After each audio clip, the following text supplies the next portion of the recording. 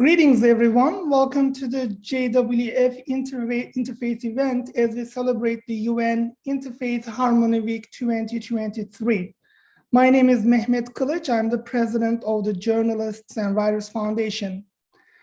The JWF is an international civil society organization dedicated to the culture of peace, human rights, and sustainable development. The JWF promotes diversity and inclusion by creating forums of intellectual and social engagement, generates and shares knowledge with stakeholders, and builds partnerships worldwide and develops policy recommendations for a positive social change. The JWF is a 501c nonprofit organization registered in New York State and it is associated with the UN Department of Global Communications. Today's interfaith program is organized by Dr. Rajendran Govender and Ms. Nancy Falcon, who serve as JWF's interfaith committee members and advisory board members at the Journalists and Writers Foundation. Let me, give a little background about our moderators. Dr. Rajendran Govender is a social cohesion advocate and anthropologist, serving as an advisory board member to the JWF, who regularly features on national TV and radio as a social commentator, cultural commentator, and a newspaper columnist.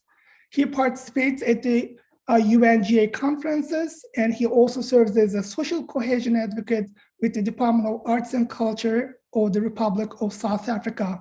He has been tasked to head the Rapid Response Task Team to address issues related to racism, xenophobia, gender-based violence, and other social ills that confront society. Ms. Nancy Falcon is the former executive director of ALBA International Dialogue Center in Argentina. She is an expert in interreligious and intercultural dialogue who facilitates training with young leaders and religious actors from various cultures in Argentina and abroad. She promotes dialogue and conflict resolution. She is interested in the study of gender, transsexual femininity, and Islam. We would like our audience to join the discussion with your comments, reflections, and questions in the chat box, which will be addressed during the Q&A session. Now, I give it over to Dr. Govender and Ms. Nancy Falcon. Thank you so much, Mr. Mehmet. Good morning, good evening to everyone. Welcome to the panel of the role of interreligious initiative in reconciliation and peace building. As Mr. Mehmet said, this panel is organized by the Journalists and Writers Foundation in partnership with Peace Island Institute of New York in the framework of the World Interfaith Harmony Week. First of all, I want to thank you all for being here, panelists. It's an honor to have you here. Also the one that are watching through YouTube. Thank you for being here. We really appreciate your presence. My name is Nancy Falcon, and today, together with my colleague, Dr. Rajendran Govender from South Africa, we will moderate in this panel. As you all know, World Interfaith Harmony Week is an annual event observed during the first week of February each year after the UN General Assembly designation in 2010, recognizes the imperative need for dialogue among different faiths and religion. This panel seeks to build bridges across the globe and spread the message of interfaith harmony and goodwill among the different faiths around the world. As we all know, interfaith initiatives carried out by several civil society organizations and sometimes also promoted by government or international organizations help to create networks of reconciliation in context of conflict and often make a space for the necessary dialogue for peace building. In this panel, we want to bring light on the work that interfaith leaders are doing on the ground to create communities and environment of peace all around the world. I'm going now to introduce our distinguished panelists joining us today. I will start introducing first my friend and partner at CAICID Fellow Program, His name is David Goodman. He's the rabbi of Moreshet Abraham community in Jerusalem. David was involved with interreligion and human rights initiatives such as Microphone for Peace, Negev Interfaith Forum, and currently he's part of the board of Rabbis for Human Rights. Thank you, David, for being here. Welcome. The second panelist is Dr. Duduki Kakaza. Is chair of the Nazareth Scripture Research Institute in South Africa. The third panelist, Mr. Emre Celik, is the Executive Director of Peace Island Institute, New York, in the United States. And the fourth panelist is Dr. Amarbir Singh, is the representative of Akal Purkh Ki Phao in India. Thank you all for being here. I want now to introduce my partner and colleague who will be also moderating this panel, Dr. Rajendra Govender. He's a social cohesion advocate from South Africa. Rajendra, the floor is yours to open the conversation to the panelists. Thank you to my co-moderator, and a very, very good and very, very gracious welcome to all our distinguished panelists. As you know, the title today is the role of interreligious initiatives in reconciliation and peace building. And as you know, colleagues, religion is frequently considered as a factor in international conflicts. This we see on a regular basis on national and international TV. The link between religion and peacemaking is less well known, but we as religious actors and leaders know that religious traditions have the resources to help promote peace any part of the globe. My first question is, what are these sources? What is the starting point to work for reconciliation and peace? So basically, I'm asking from our actors and from our religious leaders, how or what can we do using religion to work for reconciliation and peace? And the first question is direct. The question is direct to Rabbi Goodman from Israel. Over to you. Hello, thank you very much. It's a real pleasure and honor to be here and to take place in this conversation. And thank you for this wise question. As you mentioned, there are many challenges if we are thinking about the messages coming from religious sources toward other people, other ethnicities. Each of our resources have their own problematic ideas that were shaped along the years. But the wealth that we have within our own religions is so great and so full of wisdom, of stories, of principles that can guide us toward peace building, toward cooperation, and toward mutual respect. In the Jewish calendar, we are reading in this season the first verses of the book of Exodus. The book of Exodus, when the Israelites, after hundreds of years being enslaved by Egypt, are redeeming themselves. And they are available in a miraculous way to go out of Egypt and to break free. And this story of freedom that we find in our scriptures became one of the essential stories of freedom of the world as we know it. For centuries, different groups within the Jewish people and outside of the Jewish people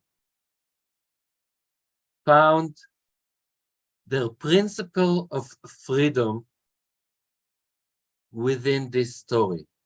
Because this story, first of all, gives us hope. This story tells us that even when someone is enslaved and is living under a corrupted system and government, and even when someone has no rights, there is still hope. And this hope was on the flag of so many freedom movements during our history.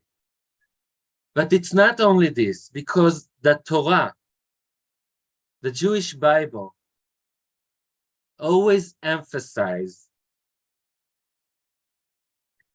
that we need to remember this moment. And even when we are getting out of Egypt, we need to carry Egypt with us. And whenever we are going somewhere, we need to remember that once we were the foreigners, and once we were the slaves. And when we are meeting other human beings, and when we are trying to approach other human beings, we need to decide on which side do we want to be. And the side that believe that freedom is our flag, or on another side that believe in oppression, believe in slavery.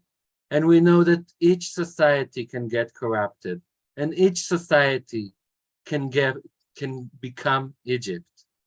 But each society can also become those people that are gathering around the flag of freedom and sharing a message of becoming again, growing up as another nation, as a nation that goes to the desert and then to the Holy Land. So in ours, this is only one example in which we are celebrating the ancient stories in our time.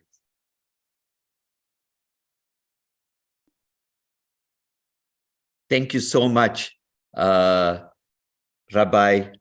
David Goodman, for that very, very enlightening and inspirational thoughts on how religion can be used to promote reconciliation. Right? We now depart from Israel and we go down south to the Republic of South Africa, where we have a distinguished Dr. Duduzi Kakasa from the Republic of South Africa, who will give us an African perspective of how religion can be used for reconciliation and peace. Dr. Kakasa, the chair of the Nazarene Scripture Research Institute, South Africa. Over to you, sir. Thank you so much. I hope I'm audible. Thank you for this opportunity. It is quite an honor to be able to say a few words here. And I would like to actually make our contribution as the Nazareth Church of God in South Africa. We actually see this problem as a global problem, especially from the perspective of the Church of the Nazarites, which is not just a church, but it is also a community. So already we are building a community within which we are promoting peace and harmony. And we invite all racial groups to join us. And we hope that in the near future, we will be having diverse groups joining our community. I'm using the word community because I'm trying to move away from the notion of church. And it can take me the whole day to explain why I'm trying to make such a shift. But I would like to actually clarify that in South Africa, we are perhaps the most unequal society. And we African people are the most disadvantaged among all other groups. Of course, blackness is a shared experience among so-called Indians. I'm saying so-called because we embrace Indians and everyone in this country as a South African. So I'm using this under correction. But we do feel that even though we have suffered for centuries, we need to promote this peace. So as a result of this, within our community, we look for people that are destitute. Because when there is so much poverty and when there is so much lack of resources to actually survive, then there will be violence, there will be conflict. The have-nots will be fighting against the haves, and so on and so on. The cycle of this trouble will just go on and on, but we need to stand up and stop it. For the purpose of this presentation, I'd like to address this question again by saying that in addition to what I've said, we are obviously a small church, a small number of members in our community, in our church. We have been just been formed into a church, maybe not more than 10 years ago. So we are still growing and we are still trying to amass our resources so that we can make a meaningful contribution towards combating conflict, towards building peace among various groups. And we see ourselves as one of the major players in that game. Sorry for calling it a game. I would like to also stress the point that we also have within our community the elderly people and the young people who find it almost impossible to make ends meet on a daily basis. And we actually take part of our offerings and put it aside so that we can support these members of our church by sending them to school, the young ones, or by buying groceries and other daily needs for the elderly people. But having said all this, we realize that a human being is a dual creature, the material and the spiritual. That is what we are actually paying attention to while we are still trying to make sure that we have enough resources to combat poverty, conflict, and all the problems that one may imagine in such an unequal society, such as South Africa. We believe, as the Nazareth Church of God, that one of the most profound problems that we need to deal with head on is the conflict between the Creator and humanity. When I say the Creator, I mean the one who created the universe. And I'm glad that the first speaker is the rabbi, I think from, if I'm not mistaken, maybe from Israel, I think so. But this conflict is also fueled by the fact that we, as first of all Africans, Bantu-speaking Africans, all over Africa, all over the world, in South Africa, are terribly ignorant when it comes to our true identity and our true origins as a people. I'm saying as a people because in South Africa, all over the world, we are just one people. I think at this stage, I would like to thank you for that very inspirational inputs that you've made. Maybe later on you can expand a bit further, but due to time constraints, I have to now invite this, third speaker. But before I do that, I would like to acknowledge with a great sense of love and devotion, some of our greetings that we have from different people around the world. We have Sanjay Repton, greetings from Bhutan. We have Gabriella from the US. We have greetings from Nigeria, Werner Kaplan from Canada, Theo Eidogan from Strasbourg, and Kadir Boyesi from Germany, as well as Zuleya Mary Fikret, who's also given us some greetings. And right from South Africa, we have Mr. Hayden Inal giving you greetings from the mother city, Cape Town in South Africa. So thank you for listening and contributing to this global discussion. My third speaker that we have today is we travel now from South Africa along the Atlantic Ocean back to New York, where we have Mr. Emre Selik, the Executive Director for Peace Islands Institute, New York. Could you give us your perspectives of how religion can be used to promote peace and reconciliation, Mr. Selik? Yes, good morning, good afternoon, and good evening, depending on where you are. A pleasure to be here with friends and colleagues. Very pertinent issues we're discussing during this week, celebrated by the United Nations. From a faith perspective and something that's very personal to me as a Muslim, a practicing Muslim, or someone who's trying to practice Islam in the modern world, it's imperative we look at our own tradition to find motivation for us to be able to bring peace both within ourselves, our families, and the broader communities we find ourselves in.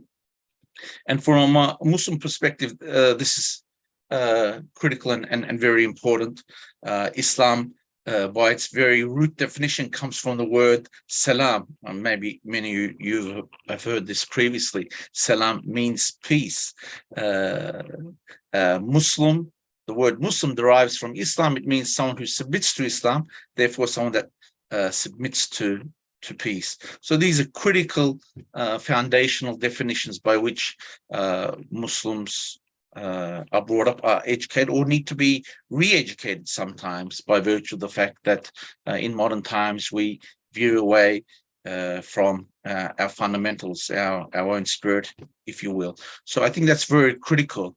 The first words that were revealed to Prophet Muhammad, the Prophet of Islam, some 600-700 years ago, start with these words: Ikra bismi rabbike, read in the name of thy Lord. So reading, learning, acquiring, reacquiring is critical. Coming back to our sources, understanding what our faith means is critical for us to be able to make sense of ourselves as individuals, as spirit beings, and of course our communities.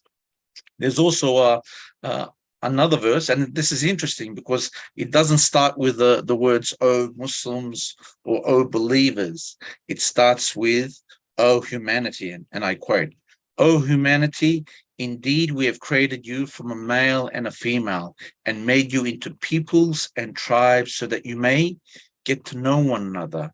Surely the most noble of you in the sight of the Almighty is the most righteous among you. God is truly all-knowing, all aware." So this is critical. This, of course, as Muslims, we believe the Quran is divine inspiration, revelation for not only Muslims per se, not only people that believe, but really all people. There's inspiration for all of us. And this verse really succinctly tells us that part of our mission on this, in this world, during the short time we have, is to know one another, to discover what it means to be empathetic towards the other. So this takes processes by which we go out of our way, usually leaving our comfort zone, because we tend to huddle in people of similar backgrounds, and we see this issue now in the United States in terms of polarization in the political sphere between the left and the right. But this is a human condition. So we need to be able to leave those areas of comfort, leave our comfort zone, and put in some effort it can be difficult, it can be challenging, but we need to go out of our way to find opportunities to engage with people that believe in a similar manner vis-a-vis Muslims and within the Abrahamic tradition, that believe in a different manner outside the Abrahamic tradition, be it Hindus, Buddhists, or other faith, and people that don't believe. And that's very important for us as well. In the United States, and this is particularly similar in the Western world, we see an increase in what is defined as the nuns, people that are non-religious or non-observant or lapsed, people of different backgrounds. And in the United States, they are one of the largest groups now. In 2021, in a census, 30% of the US population considers themselves being non-religious or are not part of a religious community. So we need to look for these opportunities to be able to engage, find inspiration in our faith, and to be able to inspire others through their faith or their Thank philosophy. You so much, Mr. Selik. As we try to inspire others, I'd like to say that your talk was very inspirational. Thank you so much, Mr. Selik, for that very, very inspirational accounts. Right, thank you. Once again, we have, as I said, a whole lot of people from different parts of the world that are listening in. We have Mustafa Genk from Kenya, Tufan Faizi Nizamogla from Senegal, Maria Florencia from Buenos Aires in Argentina. Excellent. We have such a diverse global audience here today. Our next panelist today is, we travel now from the United States of America, and we travel, through the different parts of the globe, and we go now to India, where we have Dr. Amar Bir Singh, who is going to give us his insights of how religion can be used to promote reconciliation and peace. Over to you, Dr. Singh. Hello, everyone. Hope you're doing great. Am I audible to everyone? Yes, you are. Oh, nice. Good morning, good afternoon, good evening. You might have heard of everything from the Dr. Rajendran Govindra. So I would like to tell a brief description about my organization, to which I believe, which is already working towards interfaith harmony, which promotes interfaith harmony. We have been working from past 25 years on the same thing. It was formed in 1999. So we hold a world record of highest units of blood collected in a day and distributed it to around 100 plus blood banks around the whole country. So it is you can say we also run a school which provides free education to the needy and education to all, despite caste, creed, and color. More than 300 students are with us, which are studying in that school, which is run by our organization. So coming to the point, I strongly believe that the essence of all religions is one.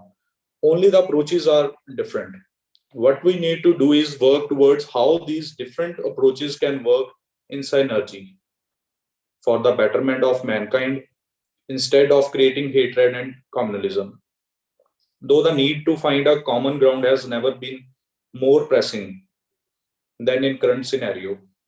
But I would like to quote instances from the religion I belong to, Sikhism, where the talk of harmony and compassion for mankind as a whole has been done since ages. So briefing you all about Sikh faith. Sikh faith has 10 gurus, or you can say 10 spiritual teachers. The first guru, our very first guru, Guru Nanak Dev Ji. He became very world renowned for his teachings. I'm sure that many of you might have heard his name. This was the impact he left on the world when he traveled to all the 4 directions of the world. He traveled to all the 4 directions of the world by foot. So he was born in 1469. He traveled to all the directions, banishing wrong practices in the name of faith, urging people to broaden their knowledge for spiritual awakening. The central idea of all his teachings reflected peace, harmony, and humanity. During his travels, he found out and stopped tyranny, extortion in the name of religion, made the common people aware, and banished discrimination in the name of caste, religion, and status. Likewise, our third guru, as I told you, we have 10 spiritual gurus. Likewise, our third guru, named Guru Amar Das Ji, he pleaded to the Almighty that the world is going up in flames. I repeat, he pleaded to the Almighty that the world is going up in flames. Shower it with your mercy. Shower it with your mercy. Save it by whatever method it takes. Save it by whatever method it takes. The flames here represent the fire of hatred in hearts of people that prevents them from coexistence. It is quoted in our Gurbani, our living Guru. It is quoted in our Gurbani, which we call Guru Granth Sahib Ji, to whom which we bow our heads daily. Jagat jalanda rakh le apni kripa tar, chit dubare ubre, titte leho ubar. It's written in our Gurbani. So this kind of legacy that I carry forward teaches me that there can be many faiths in religion, but the only thing that can bind everyone together is spiritual enlightenment, and it can only be gained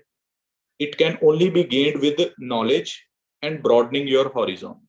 Only this can open our minds for coexistence. Talking about coexistence, I believe that the first step is setting up interfaith dialogue committees, which can organize further peace building activities. For instance, the love for nature, like we can say the love for nature, mother nature, that is our common heritage to nurture. Here youth can be promoted to participate. This will derive coordination and harmony among participants, will inculcate feelings of respect for each other, which can promote peace building, which can further promote peace building. Thank you so much, Dr. Singh. Thank you so much for that insights into how we could use religion to promote peace and reconciliation. Some very, very good, insightful comments. You will have opportunities to expand further in the two other questions. Right. I would now like to hand you over to my co-moderator, Nancy Falcon from Italy, who will now pose the second question. I know, dear participants that are watching this program virtually, I've seen some of your comments.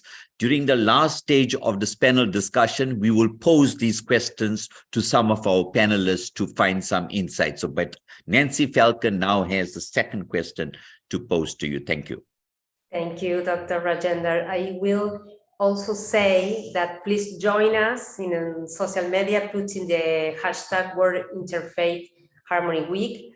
And if you can subscribe to our YouTube channel to receive information about our future activities. Thank you to the panelists. I'm going now to the second question, but I want to highlight some concepts that we are hearing. For example, the concept of freedom that Rabbi David has said about the freedom and how the freedom give us hope, no, like a starting point, and what the concept of community, the important concept of community also that Dr. Duduki said about look for the people that is under conflict, that are put aside of the society. The important concept in Islam about the salam, the peace, the concept of read, the understand, the humanity to bring peace to the world, and what we heard about also the find a common ground, the open our mind for coexistence. That's very important starting point to build bridges for peace, I guess. So the second question that is related to the first question, it's about what's happening in conflict context. What are the challenges in this paths of dialogue building in conflict context? So I give the floor first to my friend David Goodman, and then we will have a conversation with the other panelists. I give you the floor, Rabbi David. Okay, so the question of the challenges and how dialogue can make an impact regarding these challenges. With my experience over the years with dialogue, with interfaith meeting and cooperation, and it always been for me a sense in which I believe that dialogue can build the infrastructure for change. How come? Because I always felt how there is an ongoing relationship between the interreligious and the intra-religious dialogue. That whenever I am coming and getting into dialogue with believers from different faiths, from different nations, from different places, I find in this conversation an opportunity to take back to my home religion, to the place I'm coming from. And there, it is always open because there are also so many things in which we need to dialogue within our own society, within our own community, as you said, community of believers. And the ability to take part in the interreligious dialogue is the ability to find friends and allies that can help me to figure out how can we use religion to promote peace and reconciliation, and not the other way around, to use religion to promote power and unfortunately sometimes even violence. And we know that it is not always easy. While many religious leaders are teaching religious wisdom that promote peace and reconciliations, others are not. And if I'm speaking about the situation here in my homeland, here in Israel, and after a difficult elections that we had, and we had a change of government, and even long before we knew that the political channels of religion here in Israel on both sides not always promote peace and reconciliation, but on the other way around, it is those interreligious channels that allow us to develop an alternative and to meet from beyond the boundaries and to create the infrastructure for change. And this is what I'm speaking about. And especially now, in a time in which the religious party are so identified here with one side of the political map, and this is the side that does not work enough to bring our situation to an equal and humanitarian place. And the problem that me as a religious leader is to try to raise a voice that say don't leave our religion just because you don't want to be in this political side. But I'm not the only one. And 2 weeks ago, we had a great conference of hundreds of people coming from religious backgrounds, Jewish religious backgrounds, believers, that came to say, we know that on the political map, we are recognized as part of the power struggle.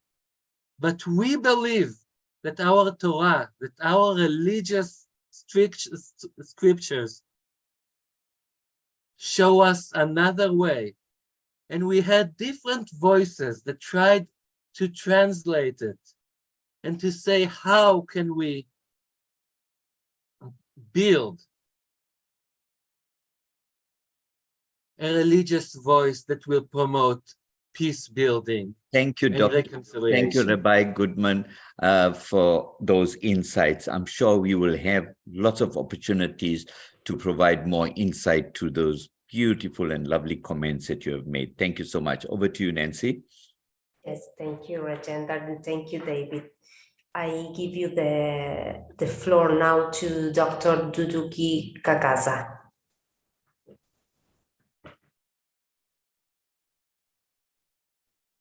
Thank you so much for this opportunity again. In our pursuit for peace, not only in South Africa, but all over the world, we have also realized that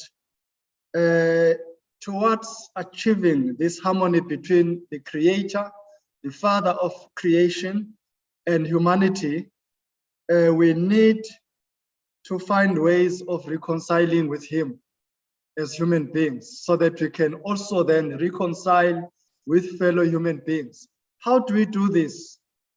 Our prophet Isaiah Shembe, who was sent to us in the 20th century, actually taught us in his hymnal, in the liturgical prayer for the Sabbath. He wrote, "Fear Yahuwah, all generations and generations, and observe his statutes, which he wrote for us through his servant Moses." I know his real name is Moshe. So it is very difficult for us to actually carry this message across the world, across our community, mainly because there is a huge challenge of ignorance among our people. They do not know who they are. They do not know that they are Hebrew Israelites, that Abraham, Isaac, Jacob are our ancestors. They don't even know that. But if they could just understand that fact, they could easily reconcile with Yahuwah and then also spread this lasting peace among humanity all over the world.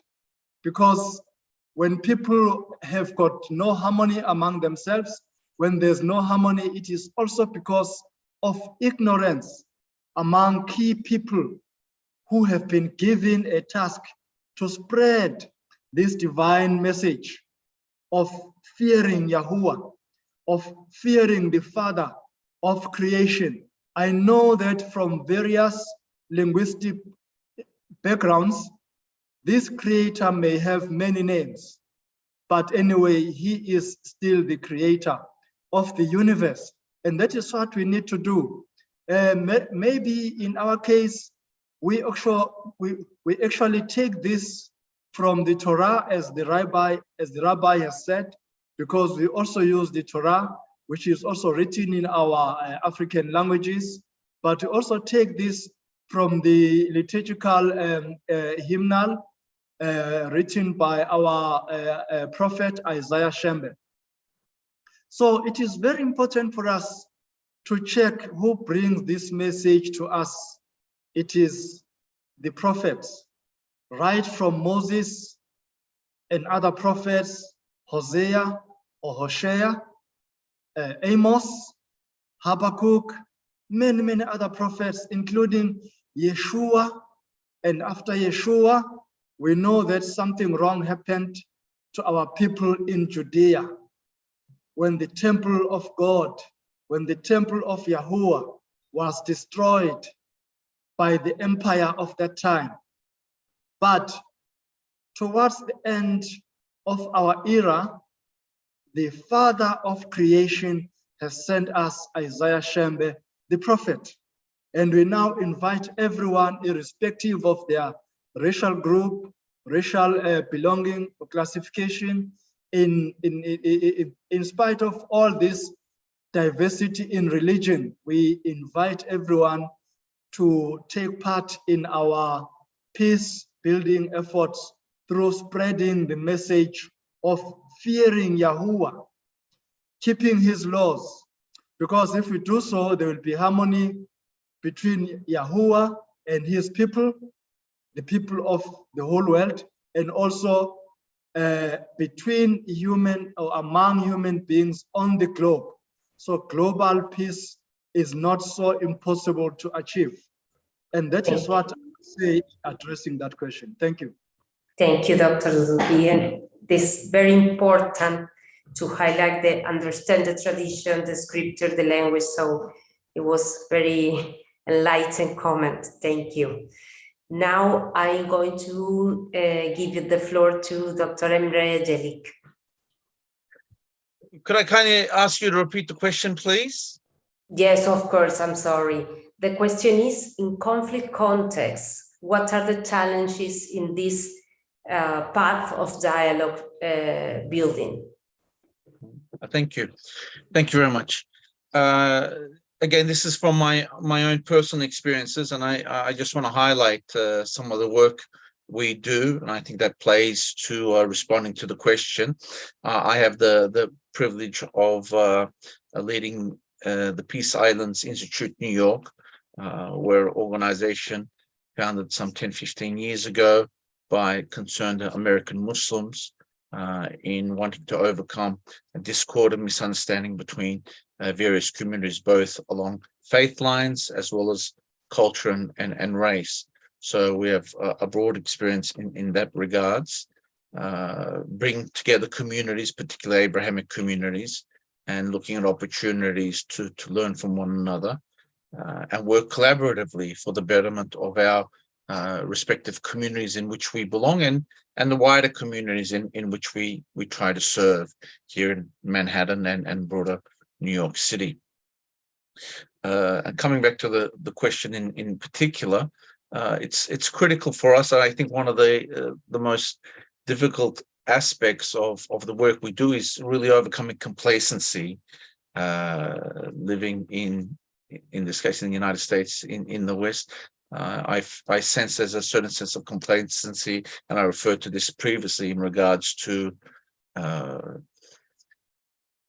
in regards to our comfort zone, where we're happy where we are, but the world's problems, the community's problems, society's problems aren't going to be solved. We can't think to ourselves and possibly be selfish, dare I say it, and think that's someone else's problem.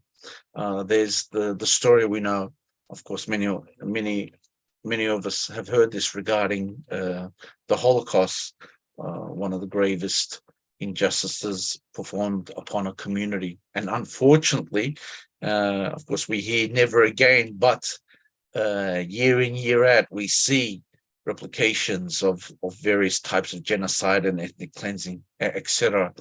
But we know one of the stories from the Holocaust in which, and I quote, or I paraphrase, if you will, first they came for the communists and I didn't say anything, or I didn't do anything.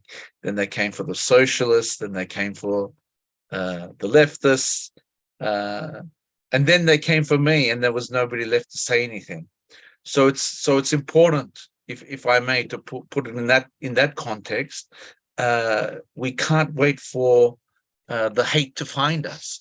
We need to stick up for others that are suffering. We have a spike in the United States post 9/11 in regards to polarization of the Muslim community, or towards the Muslim community, if you will, spikes in Islamophobia. As a spin-off of that, the Sikh community, because they appear to be Muslim, have suffered levels of hate and prejudice. And most recently here in New York, a huge spike in anti-Semitism in Brooklyn, in parts of Jersey, in the wider New York area.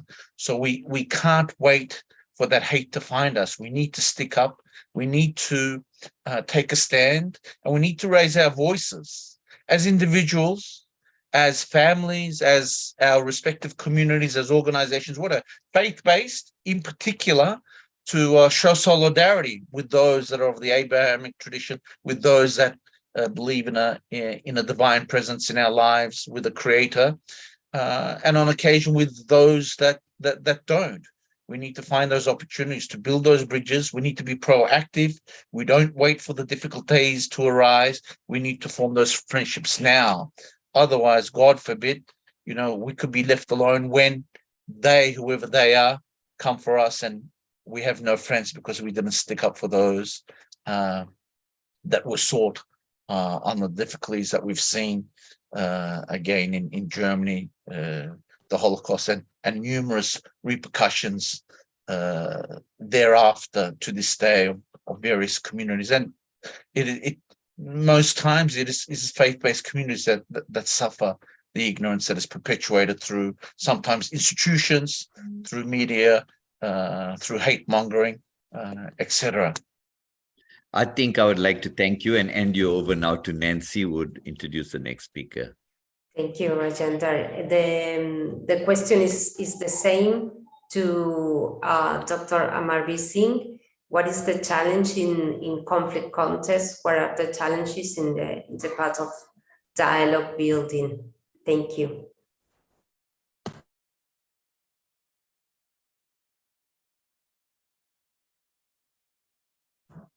I think you are muted, Dr. Amarveer. Yes, now. Am I audible? Yes, you are. Yes, thank you. The thing which I was earlier saying, the challenges, we can say nowadays the scenario is like the hate mongers which are active on social medias, the role of press, the role of media, the role of you can say social media is very, very, very impactful to the young ones. So the things which I told earlier, we can create committees, so which can work very well for the interfaith harmony. So the committees which can work for the many things which wait a minute.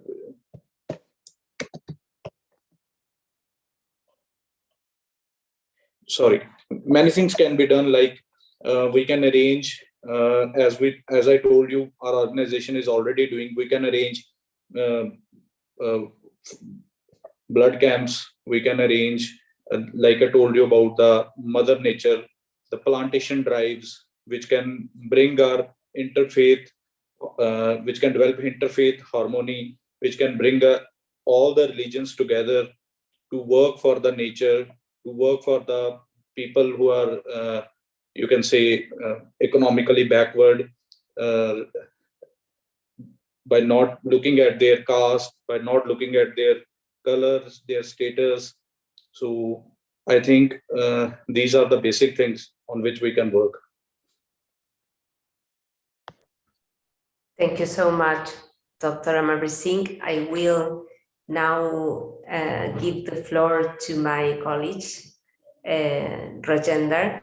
And it's sounding in my mind the phrase that Mr. M. Rajelik say, that we can wait to the hate to find us. We have to do something. We have to take action in bridge builders of peace. So it's important that thought for me. Rajendra, I give you the floor. Thank you to Mrs. Nancy Falcon. Yes, we are still receiving lots and lots of comments from different parts of the world. We have greetings from Canada, from Sweat Sense. We have from New York City, Brooklyn especially, Begench, Haidog, Diniev. And then we also have Mr. Michael King. Thank you for all the comments. And thank you to Mr. From UPED, where they say you have to go beyond discussions and do more practices in compassion and love. And lots of people agreed with that comment. Thank you so much from UPED. Right, the last and final question that we have to our panelists is, what is the role of young people in peace building? The youth are the future leaders of this world, and they play a pivotal role in peace building. So I would like to get a sense of a response from our panelists, our esteemed panelists. Do you think the youth should have more space in decision making? What is their role, first of all? And do you think they should be given more space in decision making? We go first to David Goodman from Israel. Thank you very much for this question. Here I want to go back to the story of the Exodus that I started with. Because in the story of the Exodus, at a certain point, when Moses and God are giving the plagues to Egypt, at a certain point, King Pharaoh, the oppressor, said, you can go out and be free, but go only the males. And what is Moses' response? And this is what we read this last Shabbat in the synagogue. Moses' response is, we will not even think about it as an option. We will go out of Egypt, we will go, the man and the woman, the elders and the kids. So first of all, it should be clear that there is no different journeys. The journey of the grown-up that is already a political agent, and the journey of the kid or the youth or the young. No, we are going through the same path, and even more, because this youth, these are the future. They will be the people that will take our journey further. And therefore, it is very, very important to work with the youth and to address them and to invite them. And again, to invite them to meet the treasures that we have in our own faiths, and also to check the boundaries and to come and to recognize and to meet and to ask, because asking questions is one of the greatest pedagogical methodologies. Go meet the other, ask them about their beliefs, because then you will learn about a different tradition, and you will learn also about your own identity. And in our community, we are always trying to create programs that will approach the younger crowds and will try to implement this language that we are speaking in between ourselves right now, to create it in a language that also the kids can listen. Because interreligious dialogue is not only in panels, it's also visiting each other's homes and dining together and going together to summer camps and going together to tours. And there are many opportunities, and we need to use them, because this will build a different future. So really, thank you very much for this question, and hopefully it will even give more emphasis about how dialogue can fill every age and every part of our society. Thank you to Rabbi David Goodman. Those examples that you are giving are excellent.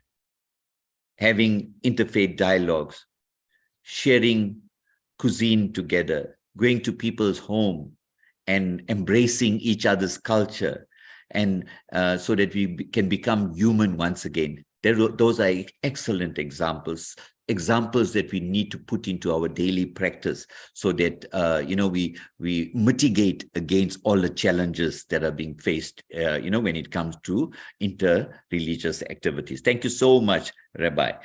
Now we go to Dr. Duduzi Kakasa from South Africa.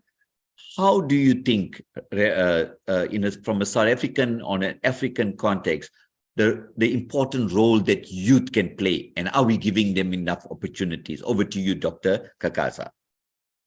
Thank you so much. I really don't think that we are giving our youth the opportunity they need to play a positive role towards creating peace. I think that we need to do more, and I think that we need to improve on that part. I do believe that young people should be given opportunities to contribute towards building peace. I will just make examples of a few young people that perhaps most of us will remember. Daniel was a young person when he was in Babylon, when they were in captivity, but he did play a positive role towards ensuring that the faith in Yahuwah was not eroded. David was just a young man when he killed Goliath. He actually protected his people from Goliath. And I'm not regarding Goliath as an enemy, but I'm regarding Goliath as an example of any kind of trouble that may befall us as humanity. And I'm also looking at Yeshua at the age of 12. He was busy lecturing the elders. But my idea is that youth should use the same peer pressure that they use in order to draw others into bad practices of using drugs, of stealing, of taking the booze, and robbing other people, and doing all sorts of things. Youth should use the same peer pressure towards influencing other people, other young people, to actually look carefully into the teachings of Yahuwah as he brought to us through his prophets, from Prophet Moses up to the Prophet Isaiah Shembe. This peer pressure is very powerful, and it should be regarded as a tool in the hands of the young people, so that whoever is seen not to pay attention to the teachings and to the laws of Yahuwah should be seen as backward by fellow young people, so that all of us can just wake up and say, well, I'm making a decision to observe the laws of Yahuwah, the Father of creation. Whether we like it or not, we all come from the same Creator, but we just need our young people to help us spread this message, to help us spread this almost as peer pressure, so that other young people who feel that they don't want to participate in such activities may feel that it belongs to them. It is supposed to be their activity as young people, across racial groups, of course, blacks, whites, Indians, colors, of course, in the context of South Africa. That is how we are classified. Well, that is what I can say for now. Thank you. Excellent. What great examples, especially from a South African context with its own complexities in terms of race, linguistic diversity, and cultural diversity. Thank you so much for that very, very positive inputs, Dr. Kakasa. Now we travel back to New York City and we will speak to Mr. Emre Çelik. Could you tell us, Mr. Çelik, from your perspective, what role can youth play in peace and reconciliation, or are they given enough space? Thank you. Thank you, Mr. Speaker. Again, I appreciate the opportunity, and let me also take this opportunity to thank the Journalists and Writers Foundation, my colleagues at Peace Islands Institute, New York, and of course all the speakers. These platforms are critical for us to be able to come together and discuss these issues on a regular basis. So thank you to everyone for sacrificing their time to do so. So from my perspective, of course, it goes without saying that the youth are our future. These are somewhat cliche terms, but this is the reality, right? We get old, people move into our positions, but they have to be well equipped. They have to want to be able to do so. So I think the first aspect to this issue, and this concept of generational gap exists across many issues. It exists in the private sector, it exists in non-profit, it exists in our communities. This issue of trying to understand those people coming after us, and for them to be able to show respect and try and understand and learn from our experiences. So within this framework, I think motivation is very important, to be able to motivate younger people. And again, this is a cross-platform issue, if you will, but by virtue of this particular dimension to our society, we need to be able to motivate people and set the framework for younger people to understand why interfaith, intercultural engagement is critical for our, at one level, for our existence, our societal and peaceful and harmonious existence. We need to be able to lay the structure for them to be motivated to partake. That's important. And broadly speaking, we need to equip ourselves with the modern tools, the modern technology and platforms to be able to find opportunities to engage with youth. There are a whole myriad of platforms, of course, social media being one of the primary ways. We need to be able to adapt our skill set to be able to engage with younger people. There's a Western saying, if you can't bring Muhammad to the mountain, you bring the mountain to Muhammad. And I suspect it's referring to Prophet Muhammad, but it's a Western saying, and that's important. If they can't come to us, we need to go to them. We need to find those opportunities, find those platforms, technological tools, etc., to make it easier for them, to make it as easy as possible. And most importantly, thirdly, I feel we need to equip them with the knowledge and the tradition of peace building from our respective faith communities, our faith traditions, our history, which means opportunities to critically study our original sources, look at historical examples, look to role models that not only talk the talk, but walk the walk, if you will, in regards to building those bridges. So in regards to the first question, I quoted a verse in regards to the first revealed word to Muhammad, Ikra bismi rabbika. And we need to question how well Muslims understand these original sources, the importance placed on seeking knowledge, on learning, and then the example of beyond our what is traditionally known as, say, the 5 pillars of Islam, the importance of learning about these tribes. I created you and made you into tribes so that you may know one another. And I again refer to the fact that God speaks not to Muslims or people of faith, but to all humanity in regards to this.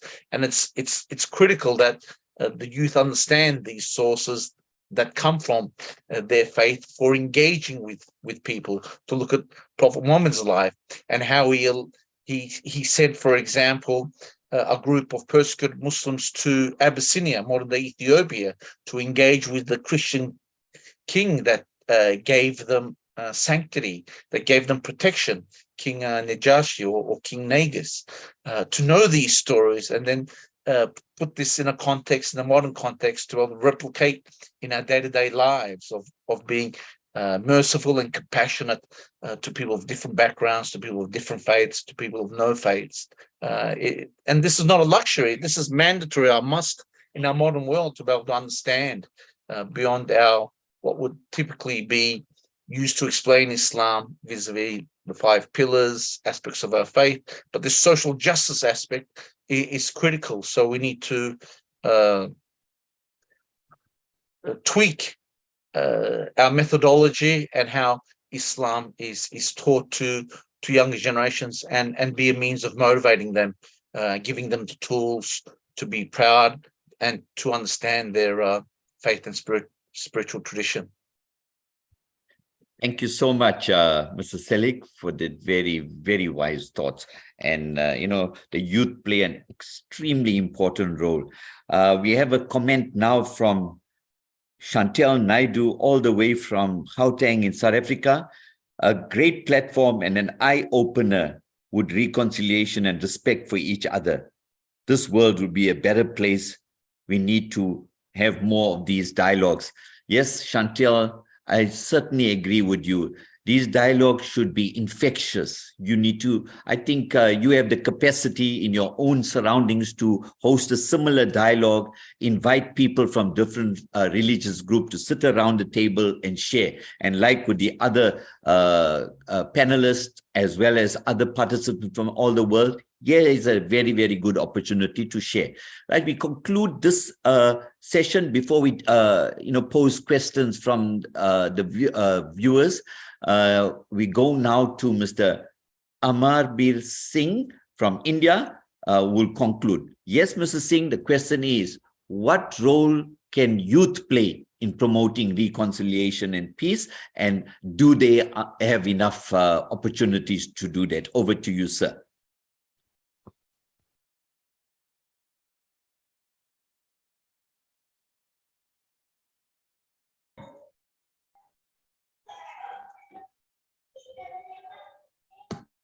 Mr. Amar Singh, I don't see him on the platform. I think he's not.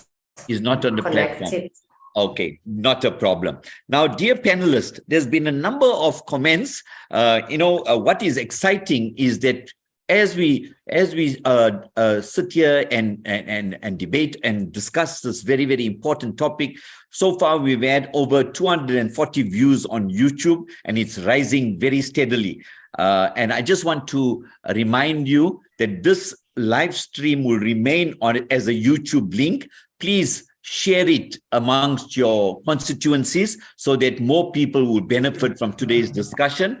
So I would like to make an appeal for you to share it. So let's start with Mr. Aiden Inal's comment. One of the hardest stages in reconciliation is probably to acknowledge one's own privilege and the other's disadvantages. How do we address this? Address is very important. Let's ask Mr. David Goodman, Rabbi David Goodman, to respond to this question. How can we, address these our own privileges and others' disadvantages? Rabbi David Goodman. I think it is a great question, and it's a great mission because it's a lifetime to really respond to this question. We need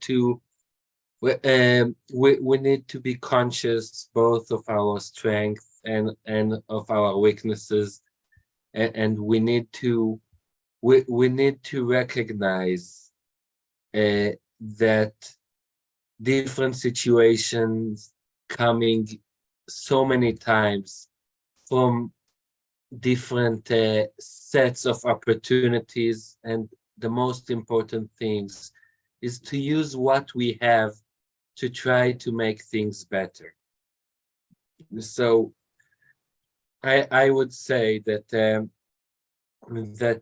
we need to use the privileges that we have to advocate for equality, for freedom, and to move forward to a better situation in a better society. Excellent. That's a very, very great input. Colleagues, you know we are in the fourth industrial revolution. Technology plays an important role in advocating for good deeds. Technology can be very destructive, but it also, in terms of social media and other platforms, it can promote a lot of goodness. So, Gabriela, Rabbi Goodman, this question is directed to you. Youth these days are closely related to social networks and technology. Do you think that this is a path that can explore more and transmit ideas and concepts from these platforms? Very briefly. Definitely. Currently, social media is one of the spheres we are living in. It is a sphere we are active in beside our day-to-day life in the real world. We need to continue our discussion and our communication over there, and even more, we need to invest to make an impact within those spheres, because we know that social media can be guided by other powers, by the powers of great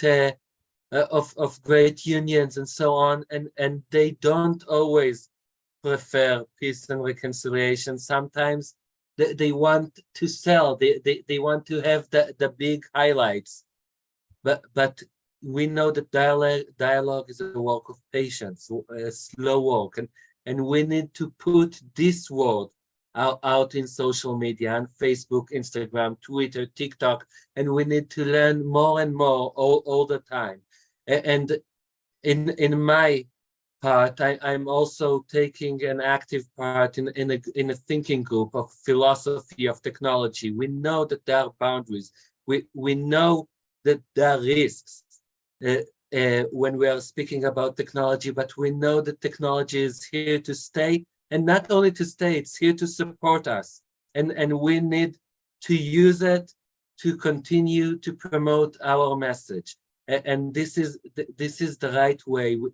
Also here we have the best allies. The Vatican just less than a month ago hosted a conference about artificial intelligence and about technology, and it was a great message to the world about the things that we can gain from this resource, but also the boundaries that we need to keep for ourselves as users, and of course of those who are leading and managing those places. So we need to use it, and we need to do it carefully.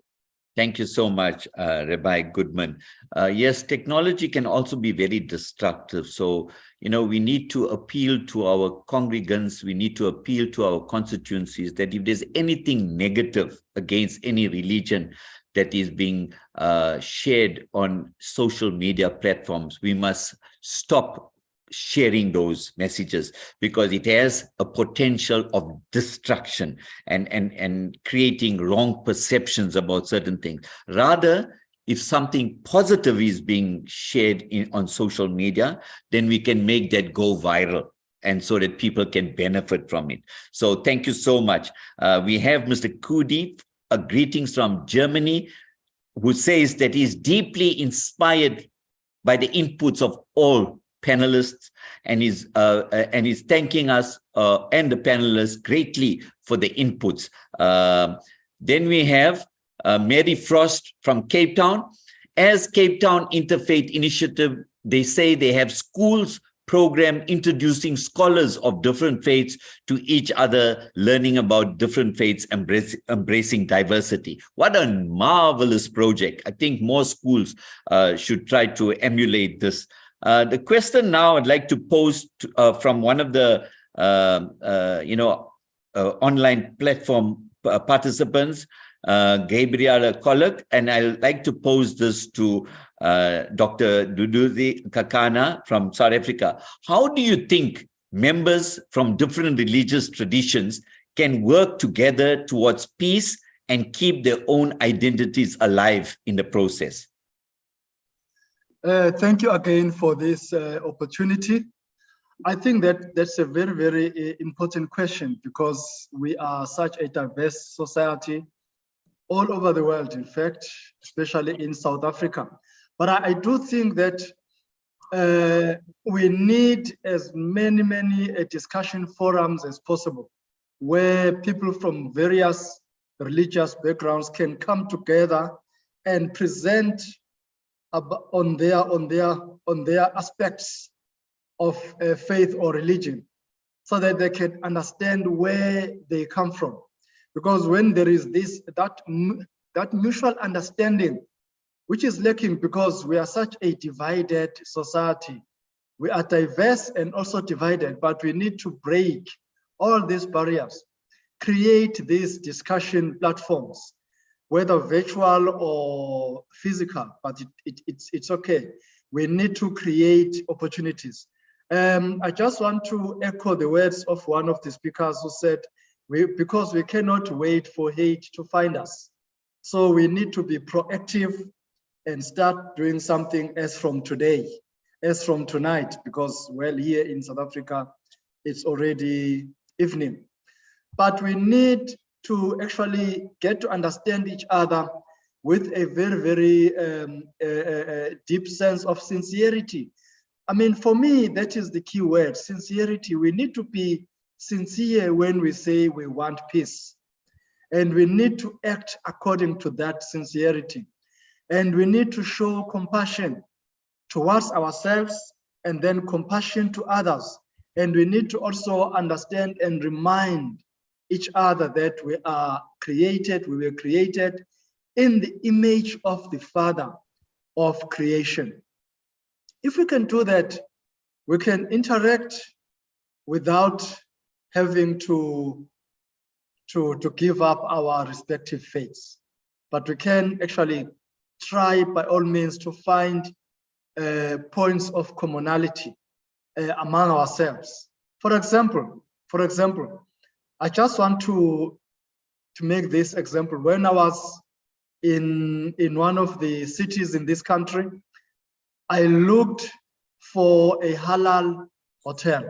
Why? It's because even though I'm not a Muslim, but I also don't take pork, I also don't take liquor, I feel comfortable in that environment where there is no pork, where there is no liquor, etc. And then I looked for that halal hotel, and I used that hotel with a free conscience. So that is what we need to do. We need to search for these common aspects among our belief systems and say, yes, I'm not a Muslim, but I believe that I should not eat that stuff. I should also not drink that stuff, because our Creator, the one who made all of us in his image, doesn't want us to engage in such evil practices. Thank you so much. Thank you so much, Nyabonga, Dr. Kakaza from South Africa, for those comments. Right, I would like to ask my co-panelist, my co-moderator, Nancy Falcon from Italy. Right, Nancy, how do you think, we should be using religion? What role does women leadership in religious organizations play in interfaith dialogue? We have neglected that in today's discussion. We've spoken about youth, we've spoken about religious leaders and so on. But what role do women play? Because we live in many patriarchal societies where, the men play a dominant role in religious activity. Can you give us some insight about what role do women leadership play in promoting religion? Nancy. Thank you, Rajender. Yes, it's a very important question. When I heard about the youth role, came to my mind the role of women also, because it's very important to give the space to women in religion. not only for being active in religion, because as you say, when we go to conference, interreligious conference or events, we always saw the voices of the men, really, because women, I mean, little by little, we are going to get into the interfaith dialogue, but we need really more space. But I was thinking also about the role of the interpretation of the scripture for women, because I think it's important also to see what is the interpretation, I mean, what the woman wants or to say about the scripture, what they read the scripture. So for me, it's very important, and it's important also to give more or have more voices of the woman in religion.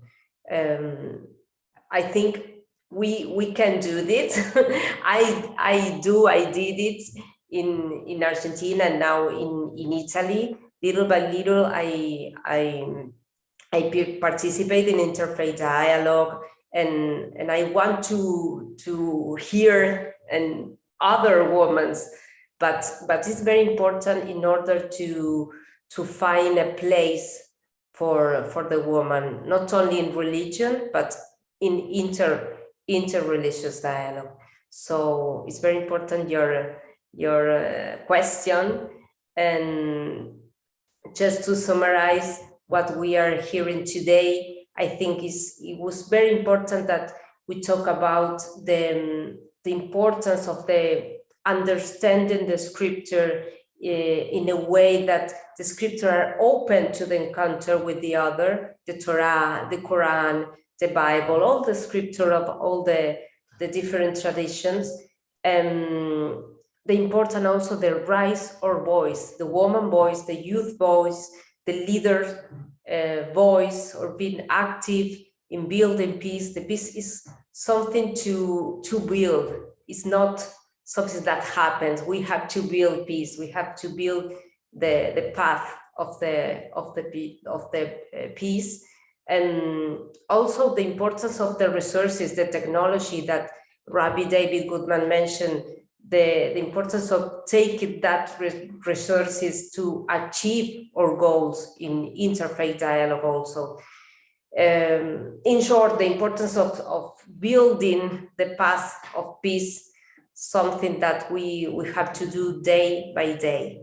So for summarize, I'm very happy I have the honor to be here with you, Dr. Rajender, and moderate this panel. It was very interesting conversation here. Thank you. Thank you so much to my co-moderator, Nancy Falcon, for that very inspiring thoughts. Yes, women play a very, very crucial role in promoting reconciliation and peace, not only in a home, but in society. So let's, get women more involved in religious activities, just like how we want the youth to get involved. So, dear colleagues, panelists, and other attendees on this virtual platform, as we come to an end, I would like to state that the Journalists and Writers Foundation, who hosted today's panel discussion, they focus on three major areas: the culture of peace, human rights, and sustainable development. And as members of the advisory board, both Nancy and myself, we acknowledge with a deep sense of gratitude the wonderful work being done by the organization in promoting peace and conflict resolution, countering violent extremism, interfaith and intercultural dialogue that, like we had today, advocating human rights, monitoring and reporting on human rights violations, and building capacity and facilitating partnership with organizations that have the same, share the same values and ethos.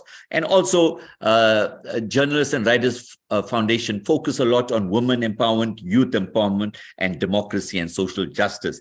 Now, what happens in order to unpack all what I've just discussed? They conceptualize and implement programs throughout the year. So if you go to the website of the Journalists and Writers Foundation, you'll be able to get an indication of the great work that they've been doing globally in advocating for peace, reconciliation, and so on. And we would be very appreciative as part of the advisory board if you would like to give us some innovative ideas in so that the Journalists and Writers Foundation can implement programs and activities like they do the Sustainable Development Goals and so on. So if you give us ideas, please feel free.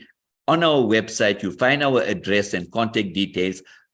Provide those inputs, and we can utilize it in conceptualizing new programs for the benefit of the human race. So as we bring this program to its logical conclusion, I would like to make reference to a great Indian philosopher that once said, "Man has learned to fly in the sky like a bird by building huge aircrafts, supersonic jets, etc. And he has also learned to swim in the sea by building these huge cruise liners, etc. But man has still need to learn to live on this earth as a human being." And I think today, most of the panelists has given us the recipes for living on this earth like true human beings. And we would like to, on behalf of myself, Nancy will give a closing comment. On behalf of ourselves, we would like to wish you well. Thank you so much for those inspirational messages that you have given. And I would like to hand you now over to Nancy to bring this event to its logical conclusion. Thank you so much, Dr. Rajendra. I want to thank all of you for being here. It was a very enlightenment conversation. We look forward to see you in other activities. It was a pleasure for me, and I speak also for Rajendra to moderate this panel. So we thank you. This is my closing remarks. We thank you a lot for being here. Thank you for everyone. Right, we bring this event to its end. Thank you. All the best. Thank you, everyone. Such a pleasure. Thank you.